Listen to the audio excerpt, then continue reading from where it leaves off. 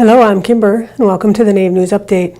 Many of the stories you hear here can be found at IndianCountryNews.com.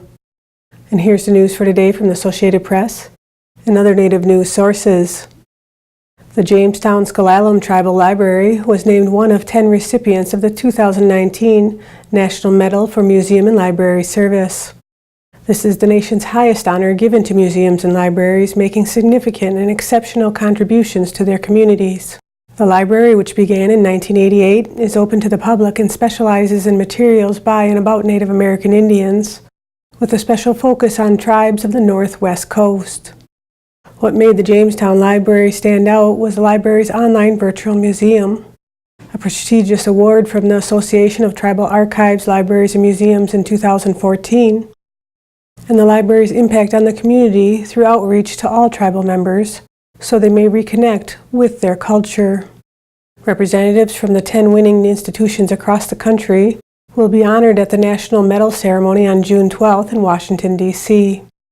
For the complete list of 2019 recipients and to learn more about the National Medal winners, you can visit imls.gov/news-events/press-releases.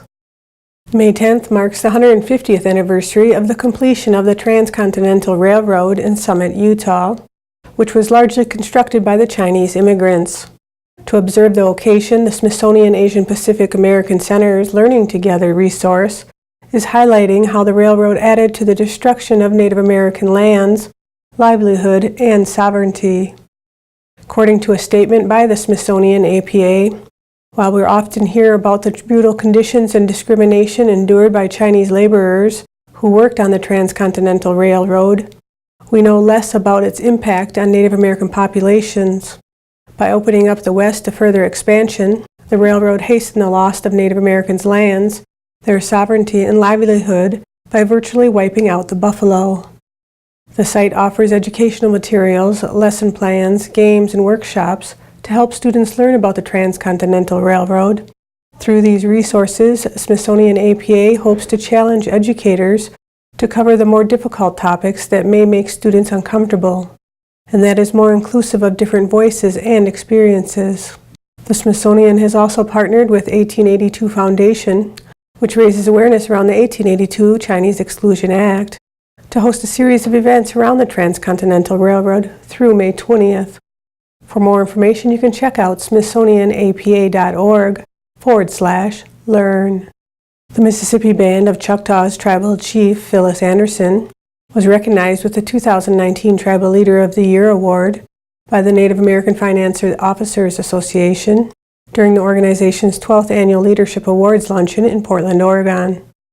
This award honors a tribal leader who has displayed significant foresight and resolve in financial advancement of his or her tribal nation. Chief Anderson, fluent in the Choctaw language, has more than 30 years of experience with tribal government management and is the first woman chief in Choctaw history. She was sworn into office on October 4th, 2011, and is currently serving her second term as chief. Chief Anderson is active locally, regional, and nationally. She was recognized by the Mississippi Business Journal in 2013 as one of Mississippi's top 50 leading businesswomen. She has served on a number of governing boards and committees for multi-million-dollar enterprises, including those in tribal manufacturing, tribal government, contracting, and the gaming and hospitality industry. She was also appointed by President Obama to serve on the National Advisory Council on Indian Education, and she lent her influence and time to lobby Congress on key pieces of legislation that had a tremendous impact on Indian country, including the reauthorization of the Violence Against Women's Act and the General Welfare Exclusion Act. The U.S. Department of Transportation has announced a $5 million funding opportunity for tribal transit projects nationwide to support transit services for Native American tribes and Alaska Native villagers in rural areas. FTA's Tribal Transit Program is authorized by Congress to support public transportation for Native American tribes to provide access to jobs, schools, and health care, as well as to meet the needs of elders, people with disabilities, and youth in rural areas where transit is sparse.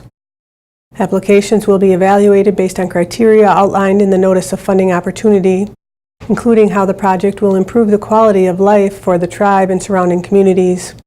Examples include increased ridership and daily trips, improved service, elimination of gaps in service, improved operations and coordination, and increased reliability. For more information, you can check out transit.dot.gov/tribal-transit. American Indian College Fund's Think Indian Community Awareness Program awarded 7 nonprofit accredited colleges and universities with $2,500 grants to promote the vibrancy of Native American students, scholarship, and communities. The grantees include Idaho State University, Redlands University, College of the Menominee Nation, George Washington University, Leech Lake Tribal College, New Mexico State University, and the White Earth Tribal and Community College.